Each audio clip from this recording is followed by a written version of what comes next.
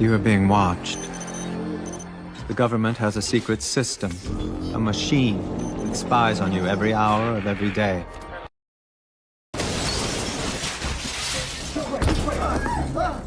Look at me. Positive for Howard Marks. I'm placing you under arrest for the future murder of Sarah Marks and Donald Dubin that was take place today, April 22nd, at 0800 hours and 4 minutes. No.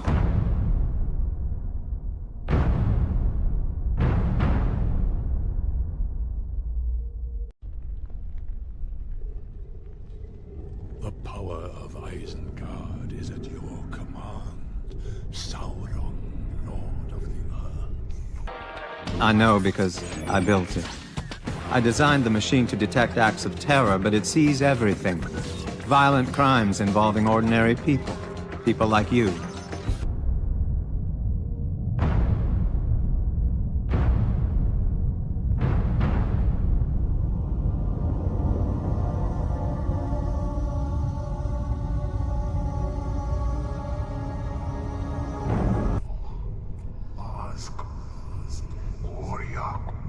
Build me an army worthy of Mordor. John, don't run. Everybody runs, Fletch. Could you please give us your name? Jeffrey Epstein.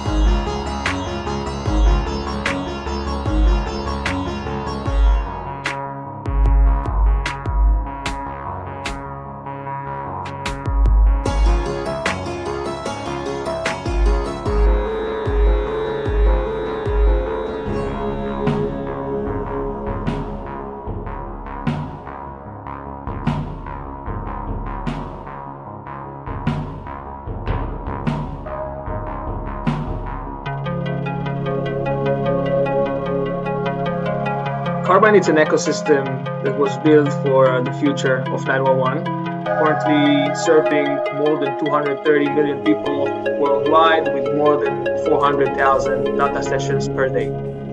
Kiliad's vision is to power the discovery of actionable insight for a better, safer world. Kiliad's mission is to enable knowledge sharing without information sharing through real-time iterative discovery and analysis technologies to rapidly solve real-world complex problems. We are giving citizens the ability to deliver as much information possible. Carbine allows for audio, video, and data to be brought into the 911 call center with very low latency. Really excites us that customers like Carbine are able to use our technology to help people, even more so during COVID-19. Kiliad, connecting all the dots. Our software. Usually, when I talk to people about big data, a very analytic type of data, typically numbers, pops into their head first. This is, in fact, where big data got its start. It was all about numeric information. It was transactional, machine-generated information that was manipulated to find correlations and trends that were meaningful to highly skilled data analysts. But the fact is that about 80% of all data available falls into a whole different realm. Let's just call it everything else data. It is not the numeric information. It's not the kind of thing that you can put into a spreadsheet and run an algorithm on it. It's information in the form of written content, such as emails. It's travel information. It's Facebook and Twitter postings. It's all the unstructured content, just like the stuff we view every day on the web. What's also interesting about this everything else data is that 10 years ago, we didn't know it would exist to be collected because apps like Facebook didn't exist. We didn't have smartphones or Twitter either. All of a sudden, these new information sources that we didn't anticipate having access to are not only popping up, but are downgrading the level of importance of the old content delivery channels forever, and at phenomenal rates. And so the challenge now is about how we can deal with both the analytic, numeric side and all this other type of unstructured data that is highly distributed. After 17 years on the private market, data analytics company Palantir is ready to make its public market debut. Co-founded by Peter Thiel back in 2003, its mission, providing software that customers use to integrate volumes of data from images to spreadsheets into a central platform where it can then be securely analyzed and interpreted. News of Palantir's plans to go public, as well as its recent announcement that it will be relocating its headquarters from Palo Alto to Denver, has put the secretive software company in the spotlight. Et bonjour à tous, je m'appelle Yann Rochdy, bienvenue en direct de la Révolution culturelle, épisode du 17 janvier 2024. Une nation sous emprise, l'épilogue, on est rendu finalement là, ouais. Le futur de la surveillance. Chapitre 21, The Promise à Palantir, le futur de la surveillance, Carbine 9/11 et le complexe militaro-industriel israélien, dont on a parlé il y a 2 jours.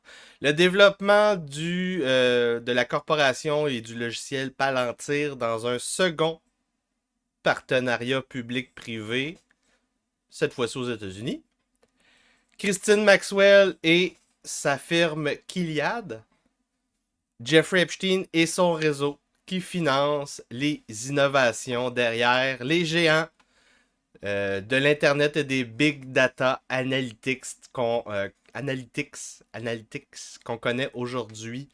On va voir le lien final avec tout ça. Donc, merci pour les dons. Cette émission est en direct sur X, Twitter, YouTube, yanrochdy.com et aussi sur luxmedia.info parce que j'ai eu 60$ de dons. En plus de Jean Rouillard qui donne à chaque semaine. Donc, merci à Christian Normand. Merci à Digital Soldier 2 fois, 40$. Merci à Steve Gagnon, 20$. En fait, j'ai eu 70$ en plus de Jean Rouillard. Donc, à Lux Media, vous avez donc le droit à 2 podcasts cette semaine. Je vous le dis, ça par tranche de 50$. Donc, on est prêt. On est prêt pour la finale. Je me suis bien habillé. J'ai mis mon autre gilet en plus. Donc, Une nation sous emprise, volume 2, la fin. Je vais faire le dernier chapitre, puis après ça, je vais revoir rapidement les 21 chapitres du livre pour voir le lien qui se fait à travers ces deux volumes-là. Donc, le futur du chantage, du blackmail aussi, c'est ça le futur de la surveillance. Le processus le plus troublant avec le dans le livre, dans les deux volumes, en plus, mettons qu'on va dire le plus troublant, en plus du trafic humain sexuel avec des enfants.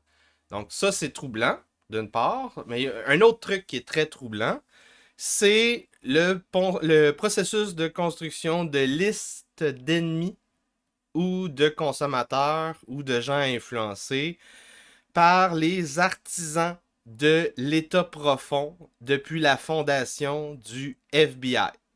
Donc ça a commencé ce processus de construction de listes d'ennemis avec des J. Edgar Hoover et des Roy Cohn. On se rappelle la commission McCarthy. Le numéro 2, c'était Roy Cohn. J. Edgar Hoover, c'est lui qui a commencé à faire des listes pour le FBI. C'est le directeur du FBI. Ça commence de même, le livre. Donc, on commence à faire des ennemis. Dans ce temps-là, c'était un peu vrai.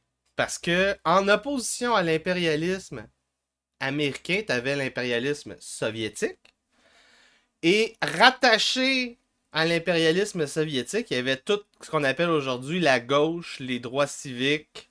Donc, les Black Panthers, t'as le Weather Underground, tous les groupes terroristes Antifa, tout ça, ça a été de la gauche. Donc, ils étaient alliés aux Soviétiques contre l'impérialisme américain, l'impérialisme traditionnel, qu'on pourrait dire. Donc, on chassait des rouges.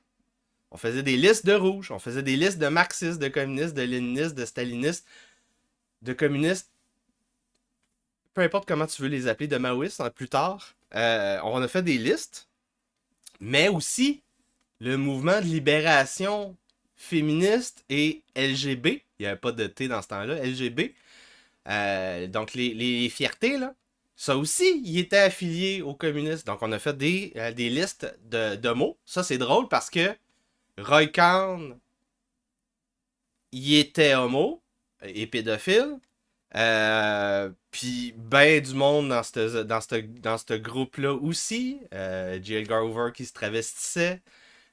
Donc avec aussi le cardinal Spellman, qui était un haut gradé évêché catholique aux États-Unis, qui allait aussi au Plaza Hotel, racheté plus tard par Donald Trump. En tout cas, c'est fou. Donc on a fait des listes de ça. Là, ensuite de ça, lentement, vers la fin de l'Union soviétique, on a créé un nouveau méchant. Un méchant magique. Un peu comme dans le premier Spider-Man avec le Spider-Man actuel, le jeune, là, Tom Holland. Il revient... Puis, non, c'est pas le premier, le deuxième. Il revient de la Infinity War... Stark est mort, il donne les lunettes, l'Empire Stark à Tom Holland, à Spider-Man, Peter Parker. Puis là, genre, il y a quelqu'un qui fait croire qu'il y a un méchant. Le gars, il a des hologrammes, puis là, il se bat contre des hologrammes. Puis à chaque fois, il gagne. Fait que là, c'est un super-héros, tu sais, c'est le méchant. Il fait semblant d'avoir des pouvoirs, puis il se fait semblant de se battre contre du monde. Mais là, c'est ça, on se crée un méchant, on crée le terrorisme. Et là, on a fait des listes de terroristes. Surtout à partir du 11 septembre. Ça s'est consolidé à partir du 11 septembre 2001. Et là, toute l'infrastructure qu'entre 2001 et, on va dire, 2016, ils ont construit avec le Patriot Act et tous les autres ordres exécutifs de la présidence. Certains projets avec l'accord du Sénat et du Congrès.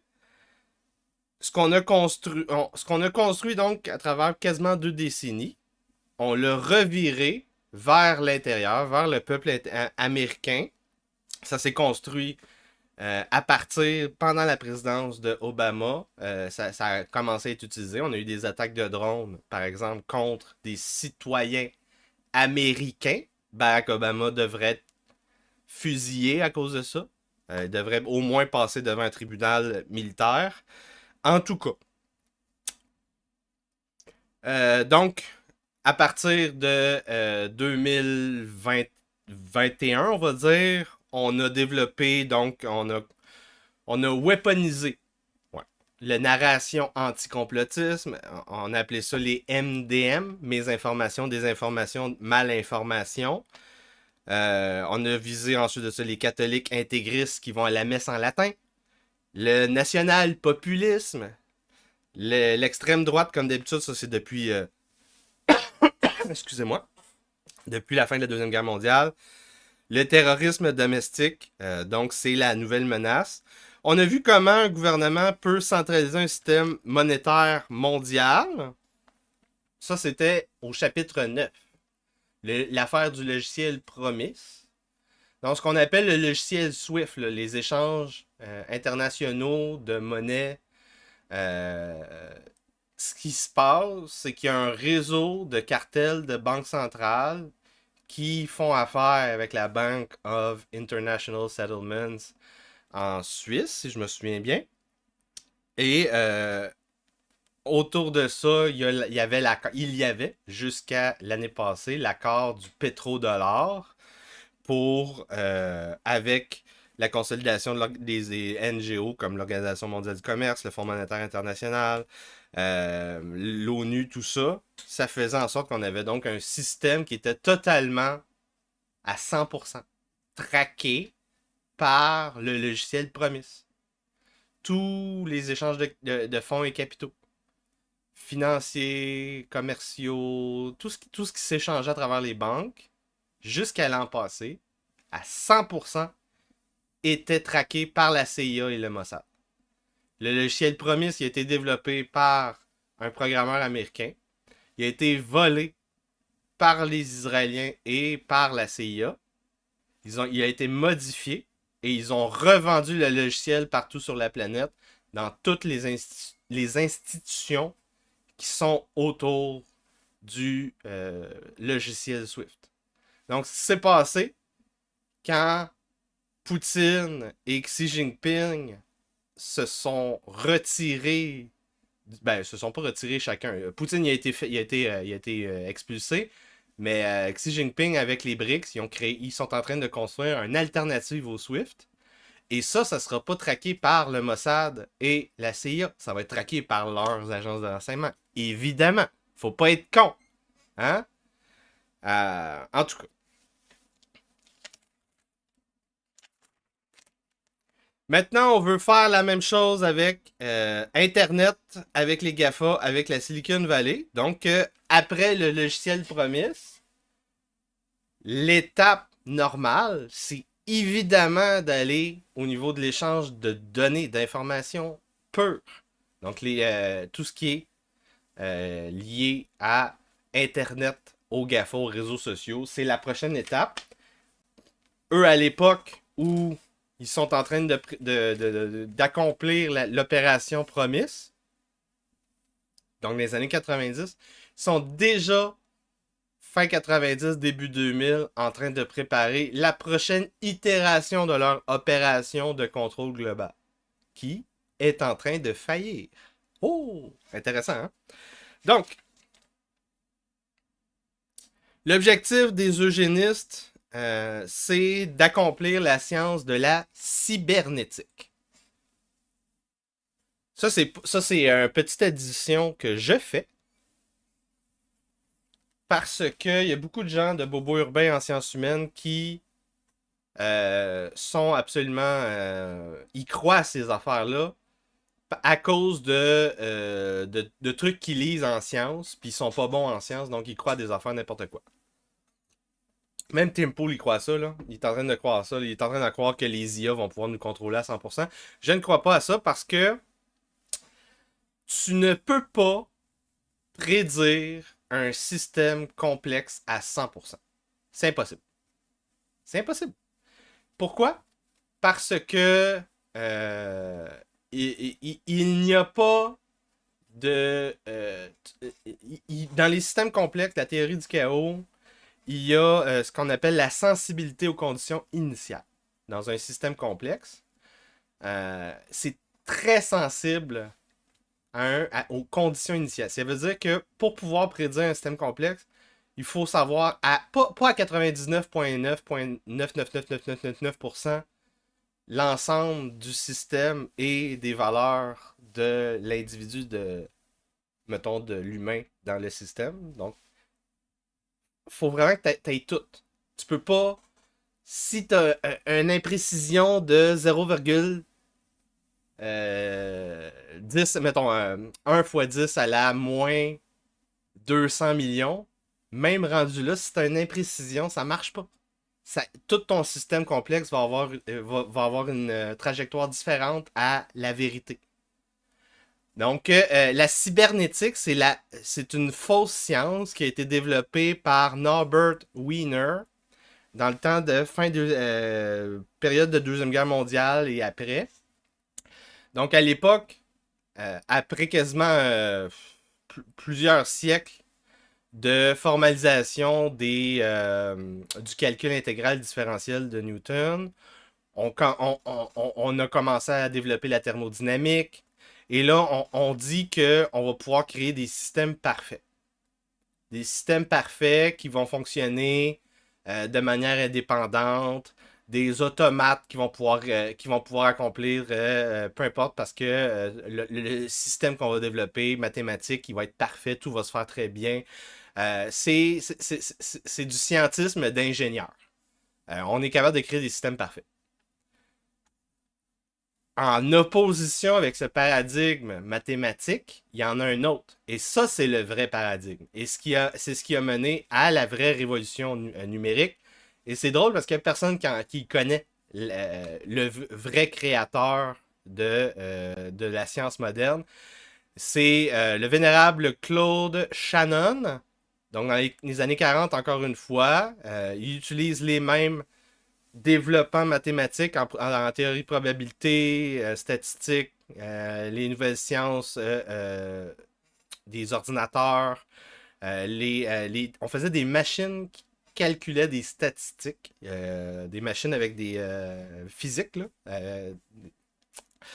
Donc, lui, il a développé la meilleure théorie de l'information, qui est beaucoup plus robuste en termes épistémologiques. Elle permet de mieux comprendre, par exemple, c'est quoi un trou noir. Et donc ça, c'est la vraie science. C'est la vraie science. Mais évidemment, les bobos urbains éduqués, ils ne connaissent pas ça. Et donc, la gang à Jeffrey Epstein, eux, ce sont des eugénistes cybernéticiens. Donc, ils croient pouvoir contrôler l'espèce humaine, la trajectoire de l'espèce humaine. Donc, vous comprenez pourquoi je vous ai parlé de là. Ça vous permet de comprendre leurs intentions. Eux autres sont là pour le bien, pour diriger l'humanité vers le progrès.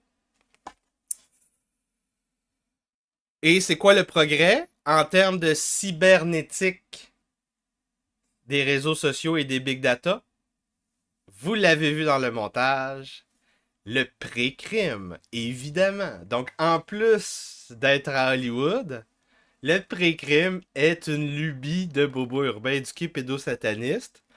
Donc, Snowden et Palantir n'étaient que le début. Attachez votre tuque avec de la broche, ça commence. 21.1, Carbine 9/11, connu avant sous le nom de Reporty. Israël, la semaine passée, je vous ai dit, il y a 2 jours, lundi, je vous ai expliqué le programme Yosna. Yosna ou Yosma. Le programme de partenariat public-privé pour financer des startups israéliennes afin qu'ils infiltrent la chaîne d'approvisionnement logiciel du reste de la planète et surtout des États-Unis. Un autre exemple de ça, Carbine 9/11, startup israélienne fondée en 2014 pour révolutionner comment les appels 911 sont monitorisés, sont dirigés par les services d'urgence, les gouvernements, les corporations, les institutions d'éducation. Avant l'arrestation d'Epstein en 2019, la compagnie est louangée par les médias américains et israéliens. Par exemple, Fox News nous parle de Carbine 9/11 comme étant la réponse à la désuétude du système de 911 présent qui est vieillissant. Le Jérusalem Post qui explique que Carbine 9/11, c'est une protection high-tech pour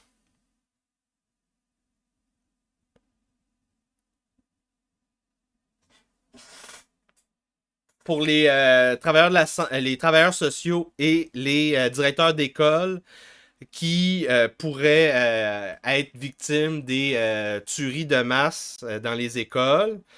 Des autres médias qui rapportent même jusqu'à 65% de temps de réduction dans le dispatch des services d'urgence grâce à Carbine 9/11. Carbine 9/11, c'est une compagnie qui fait du Call Handling Crisis Management, une plateforme qui achemine des appels et qui fait de la gestion de crise. Elle a déjà été implémentée, ça c'est un mot que les bobos urbains éduqués utilisent tout le temps, dans plusieurs comtés aux États-Unis et dans plusieurs pays en Amérique du Sud, Amérique latine. Et la compagnie, maintenant, se vante d'avoir des bureaux aux États-Unis, au Mexique, en Angleterre et en Israël. Ensuite de ça, Carbine 9/11 a, avec l'aide de certains contacts qu'on va voir tantôt, reçu du financement fédéral pour upgrader les centres d'appel américains avec la technologie de Carbine. Donc, ils ont fait ça grâce à un groupe de lobby, le National Emergency Number Association, qui a une forte relation avec Carbine 9/11, selon le site web de Carbine 9/11.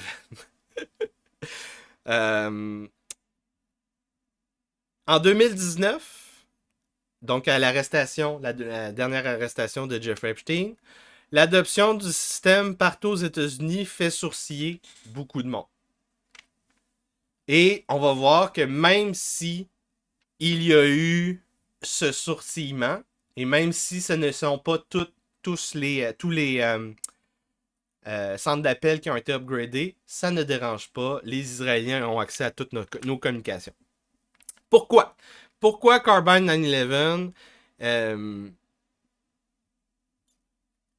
a développé cette expertise après la première arrestation de Jeffrey Epstein en 2007. Epstein est missionné pour la prochaine opération de contrôle des masses par l'Empire sioniste. Il est missionné par un certain Ehud Barak pour être le backer numéro 1 de Carbine 9/11. Donc, pendant la fin du mandat de George Bush et le début du premier mandat de Barack Obama, Jeffrey Epstein a financé en tant que premier financeur Carbine 9/11. Les médias indépendants à l'époque pointent les connexions.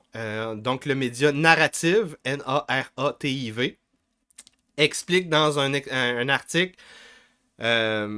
son exposé sur Carbine. Ça, c'est Whitney Webb qui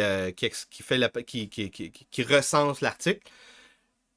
Leur exposé sur Carbine a révélé que non seulement il y avait des connexions clés avec les agences de renseignement israéliennes dès le début de la startup Carbine 9/11, mais aussi que l'architecture de Carbine, du produit de Carbine 9/11, l'architecture du logiciel lui-même faisait soulever des serious privacy concerns, donc des préoccupations sérieuses au niveau de la vie privée. En 2019, Ehud Barak, qu'on rappelle, ancien premier ministre israélien lié aux agences de renseignement, lié aux militaires, sionistes.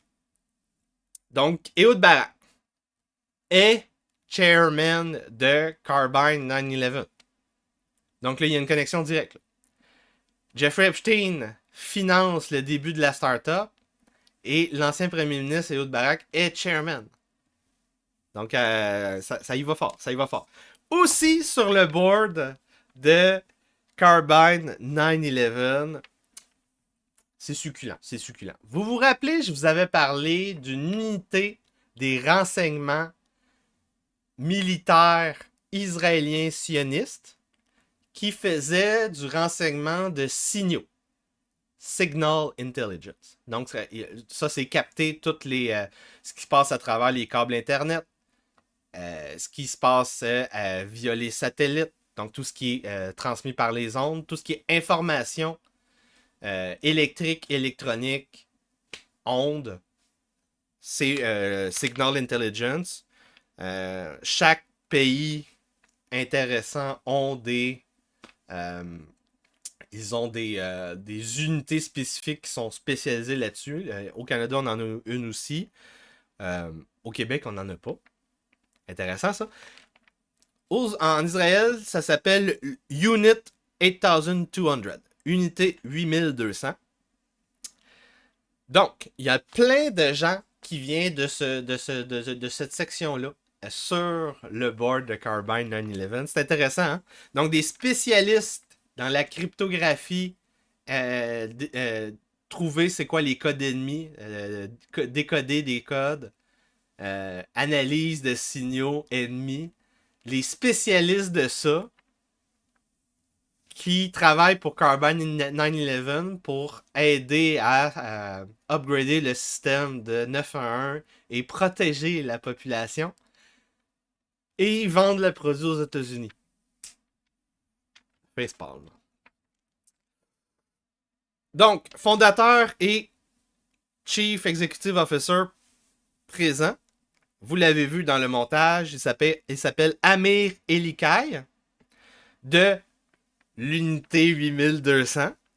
Il missionne son ancien commandant de l'unité 8200, Pinchas Boukris, aussi sur son board. Et aussi, il va lui donner le titre de directeur. Donc, Pinchas Boukris, aussi board member de l'AIPAC. Ça, c'est le American Israel Public Affairs Committee. Donc, ça, c'est un groupe de pression sionistes israéliens qui s'en vont faire pression au Congrès aux États-Unis et faire des liens avec des gens importants. Cofondateur de Carbine 9/11, Lital Lechem, aussi de l'unité 8200, travaille aussi pour une autre firme liée au complexe militaro-industriel sioniste, Black Cube, compagnie d'espionnage privé qui est un front pour les agences de renseignement israéliennes, un peu comme Pegasus. Le seul cofondateur qui n'est pas de l'unité 8200 est Alex Dizengoff, qui travaillait précédemment au bureau du premier ministre israélien, le certain Ehud Barak. Aussi sur le board, Nicole Junkerman, qu'on a vu au chapitre 14 et 18, opératrice groomée par Jeffrey Epstein, comme escorte, et ensuite de ça, elle est rendue dans les organisations sionistes globalistes mondiales, l'OMC, l'OMS, Fonds monétaire international, l'ONU, elle les a toutes faites, les fondations Gates et tout ça. Donc, c'est quoi les spécialités de l'unité 8200? Je vous répète, le Signal Intelligence, le renseignement de signaux, c'est sous le directorat du renseignement militaire israélien. Ils sont spécialisés dans la cyberguerre, cyber warfare, la description de code. C'est l'équivalent de la NSA aux États-Unis. Selon Peter Roberts, qui est Senior Research Fellow à la Britain's Royal United Service Institute. Donc, évidemment, c'est à prendre ça avec un grain de sel, mais qu'est-ce qu'il dit, ce gars-là? Il dit ça dans une entrevue au Financial Times. C'est probablement l'agence la plus technique pour le renseignement partout sur la planète. Et elle est au niveau à égalité avec la NSA dans à peu près tous les niveaux, sauf l'échelle de le scale, dans le fond, la grandeur de l'architecture, dans le sens qu'il y a beaucoup plus d'employés à la NSA qu'il y en a à cette firme-là, l'unité 8200. La NSA et l'unité 8200 ont déjà collaboré ensemble, et là on fait le lien avec la dernière décennie de la guerre secrète, la guerre clandestine mondiale entre les pédosatanistes sionistes et le reste de la planète nationaliste populiste. Je sais pas si vous avez déjà entendu parler de Stuxnet. Stuxnet. Donc le virus qui a détruit les centrifugeuses iraniennes. C'était autour de 2015. 14-2015 dans ce coin-là. Donc, l'unité de 8200 et la NSA ont collaboré à ce virus-là, cette exploitation-là, qui a été transmise dans l'architecture des centrifugeuses iraniennes sans lien Internet. Donc, ils ont utilisé, par exemple, des clés USB de l'extérieur qui ont rentré dans des ordinateurs d'administration et de gestion du complexe nucléaire iranien et de la section administration-gestion. Ça s'est lentement contaminé jusqu'à, en premier, les ordinateurs de gestion de l'infrastructure, puis les centrifugeuses, puis ça l'a modifié des trucs. En tout cas, c'est intéressant comment ça fonctionne, ce logiciel-là. Autre collaboration, le malware Duqu. D-U-Q-U. Ça, je connais pas cette histoire-là. La NSA embauche aussi comme sous-traitant à ces opérations des vétérans de l'unité 8200. C'est des sous-traitants qui deviennent des privés, mais on n'est jamais des privés quand on est sioniste. Par exemple, c'est la même chose quand on sort de la CIA, on sort pas vraiment de la CIA. Par exemple, quand la NSA a employé 2 compagnies israéliennes avec des anciennes unités 8200 pour briser, créer des portes dérobées à premièrement, toutes les firmes majeures de télécommunications américaines et en deuxième part, toutes les compagnies majeures de technologie comme Facebook, Microsoft, Google. Donc la NSA a employé 2 compagnies sionistes israéliennes avec des anciennes unités 8200 pour piéger les télécoms américaines et les GAFA américaines, les réseaux sociaux et les télécoms. C'est quoi les 2 compagnies? J'ai le nom des compagnies. Verint, V-E-R-I-N-T, Verint, et Narus. C'est ça, Narus? Ouais. Verint était connu sous le nom de Converse Infosys. J'en ai déjà parlé au chapitre 14. On a dans ces entreprises-là des top exécutifs liés aux agences de renseignement israéliennes. L'unité 8200 aussi applique des opérations, des pratiques de guerre psychologique sur les Palestiniens. Donc les Palestiniens, pour l'unité 8200, c'est un peu le bac à sable, le testing ground pour des opérations de guerre psychologique sur le reste de la planète, notamment la COVID-19. Donc probablement qu'ils ont testé certains trucs qu'on a vécu en 2020 sur les Palestiniens avant ça.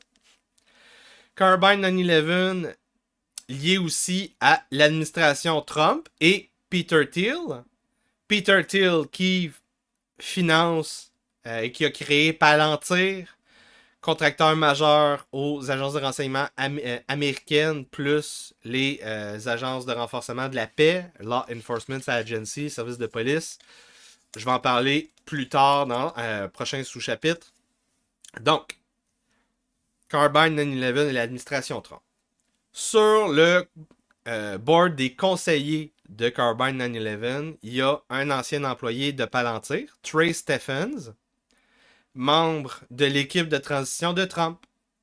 Il y a aussi Michael Chertoff, secrétaire Homeland Security, secrétaire de la ministère de la Sécurité intérieure.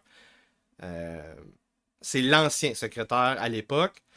Aussi sur le board des conseillers de Carbine 911, Elliot Tawil, qui est un gros donateur à l'administration Trump dans le marché immobilier de New York sur le board de Carbine. En 2019, après l'arrestation de Jeffrey Epstein, on va modifier le board les boards de Carbine 911 pour obfusquer, pour cacher un peu la filière directe qui pointe directement dans la face à Jeffrey Epstein, pour rendre la hiérarchie plus opaque de ce réseau cabalistique.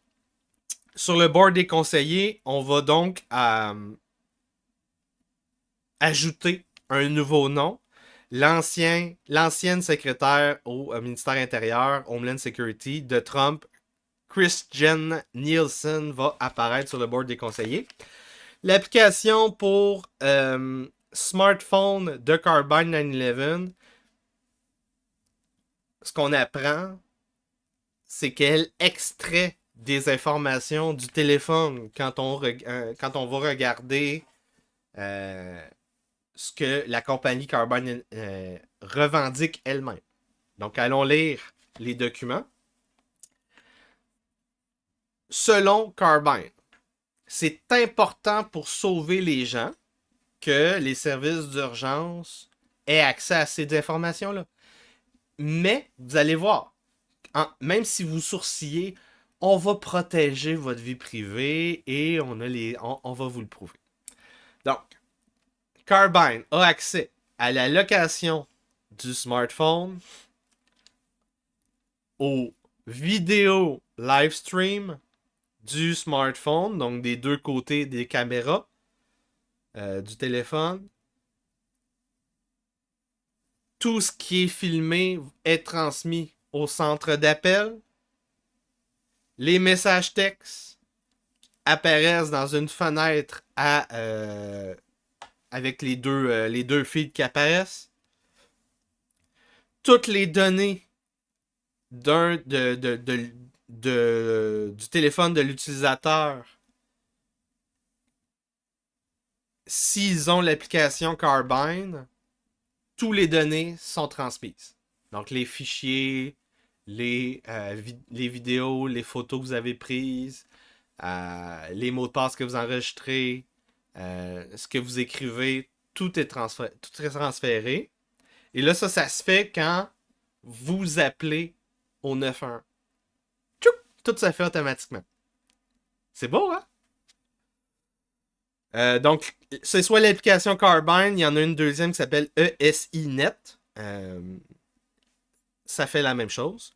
Toutes les informations sont transmises à travers un lien de données, un pont de données, un data link, que Carbine ouvre quand il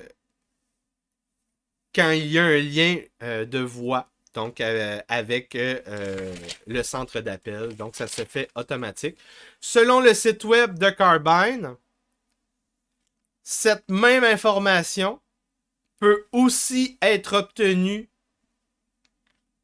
de n'importe quel smartphone, même si tu n'as pas l'application Carbine d'installer. Comment ça? Parce que si tu appelles avec ton téléphone pas Carbine un centre d'appel qui a installé la technologie de Carbine, le pont de données se fait aussi. Donc c'est comme pour Facebook. Même si tu n'as pas de profil Facebook, tu as un profil Facebook. Tu as un profil Facebook fantôme que Facebook t'a créé pour toi.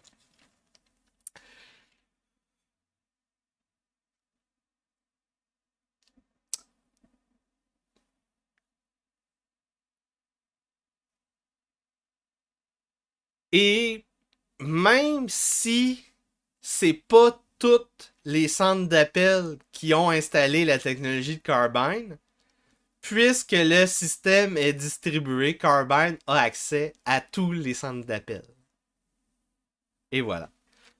Donc, nous comprenons maintenant à quoi servent les alertes Amber et autres signaux d'alerte sur nos cellulaires. À chaque fois qu'on a une alerte Amber, qu'on a une alerte d'urgence pour la météo, une alerte d'urgence pour l'électricité, à chaque fois, on le sait maintenant, c'est comme un radar, c'est comme un sonar dans un sous-marin. Ils envoient cette alerte-là pour créer un pont de données. Et là, ils siphonnent toutes les données de notre téléphone. Donc là, vous venez de comprendre pourquoi on reçoit aussi souvent des alertes Amber. À chaque fois, c'est pour prendre les informations de tous nos téléphones.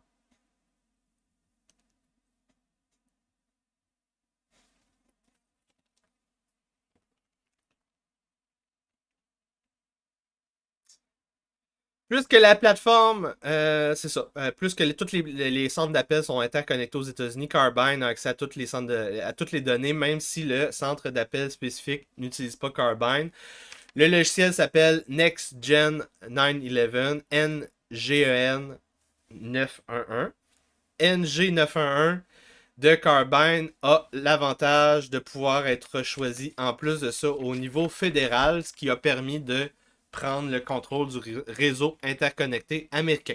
Qui plus est, selon les médias alternatifs, la même média que tantôt, là, Narrative, plusieurs pays ont mis en marché des produits comme Carbine vendus comme des outils de réponse aux urgences, mais le vrai objectif est la surveillance de masse comme le fait Carbine 911. Human Rights Watch a fait un dossier sur la Chine et les Ouïghours en analysant comment fonctionne le China's Integrated Joint Operation Platform pour rapporter les urgences en Chine et surtout au Xinjiang avec les Ouïghours, mais le vrai but était tout autre. Donc allons voir c'était quoi cette enquête-là. Page 362.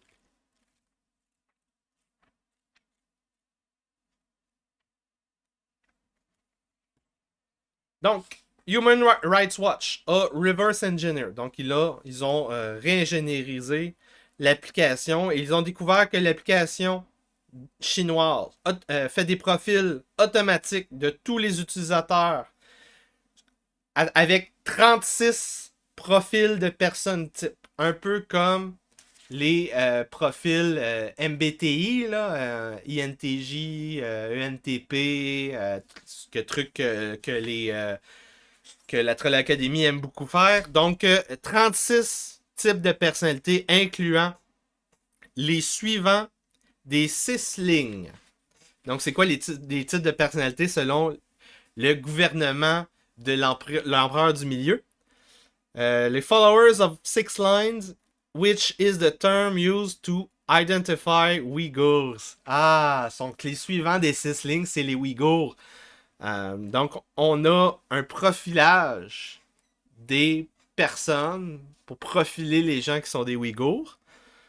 D'autres termes qui se réfèrent à, c'est le Hajj, H-A-J-J, le pèlerinage annuel à la Mecque.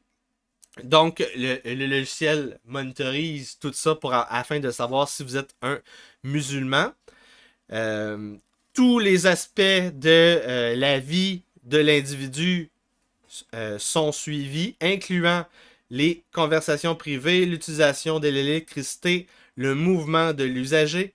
La technologie est présentement utilisée par les agences de renseignement israéliennes et l'agence de renseignement domestique israélienne, le Shin Bet, pour justifier la détention pré-crime de Palestiniens dans la Banque de l'Ouest, la West Bank. La plateforme Carbine a des éléments pré-crime elle-même, comme la composante C Records, qui emmagasine et analyse l'information des appels passés et des événements à travers son réseau. L'information permet aux preneurs de décision d'analyser de manière précise le passé, les comportements passés et présents des appelants, de réagir en lien avec ces événements passés et de prédire des patterns futurs. Notamment le pré-crime, Predictive Policing, a été un focus clé de Palantir, la compagnie cofondée en partenariat avec Peter Thiel et d'autres fondateurs qui ont aussi financé Carbine 9/11. C'est intéressant. Donc on est rendu là. De Promise à Palantir, le programme pré-crime. Donc c'est la fin de la version gratuite du podcast. Pour aller consulter le podcast au complet, c'est très important de m'aider à poursuivre ce travail d'enquête que personne d'autre fait. Vous pouvez vous abonner sur yanrojdi.com. Alec Loisel est censé avoir réglé le problème des super chats et des abonnements. Si vous avez des problèmes quand vous essayez de faire des dons, envoyez-moi un message sur Facebook ou en courriel. Vous pouvez vous abonner aussi sur mon infolettre, yanrojdi.substack.com, en direct de la Révolution culturelle. Je vous envoie les infolettres des podcasts passés et présents. Un peu comme Palantir. Si vous en avez raté un, vous pouvez aller l'écouter, le regarder. Vous pouvez vous abonner aussi sur YouTube. Quoique, c'est là que je fais le moins d'argent avec le 5$ par mois d'abonnement. Vous allez cliquer sur le bouton « Se joindre » ici, qui flash à l'écran. Comme ça, vous allez avoir accès à tout ça dans la section abonnement. Vous pouvez vous envoyer des dons sur Gives & Go, la Révolution culturelle avec Yann Rojdi. Et évidemment, dans tous les cas, il y a aussi mon adresse courriel, yann.rojdi@gmail.com. Tous les liens sont dans la description du vidéo, dans le bas de l'écran, la description du vidéo. Il y a aussi mon portefeuille Bitcoin. Sans vous, je ne peux pas faire ce travail-là. Et en passant, le prochain podcast, la prochaine enquête, le prochain chantier archéologique du savoir que j'ouvre à la fin d'une nation sous emprise, je vais vous parler de ce citoyen chrétien qui se bat contre l'État profond. Donc, je poursuis mon enquête, mon historia de ce citoyen chrétien-là. Donc, notamment, la prochaine lecture que je suis en train de faire, là, il m'en reste 200 pages. La Renaissance italienne, l'origine des sciences humaines, des humanités, la Studia Humanitatis. En tout cas, 54 minutes. Chapitre 21.2, Promise à Palantir, le pré-crime. Palantir, c'est l'État profond qui rassemble en métadonnées privatisées toutes les infos qui se partagent sur la planète. À l'étranger, domestique,